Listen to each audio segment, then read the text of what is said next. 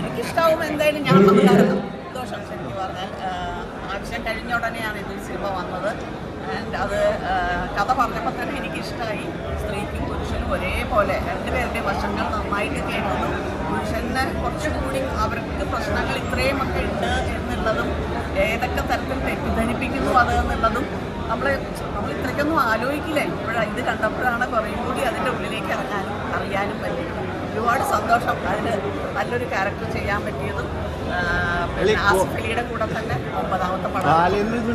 ഭയങ്കര കോമഡി ആയിരുന്നു. കൗണ്ടറോട് കൗണ്ടർ അതിന്റെ അടുത്തേക്ക് ചേച്ചി പിടിച്ചിരുന്നു. അല്ല അദ്ദേഹം നമ്മൾ പ്രതീക്ഷിക്കുന്നില്ല അങ്ങനെ ഒരു എല്ലാത്തിനും കൗണ്ടർ. എല്ലാ സിനിമയിലും ഭർത്താക്കന്മാര് ഭയങ്കര സീരിയസ് ആണ്.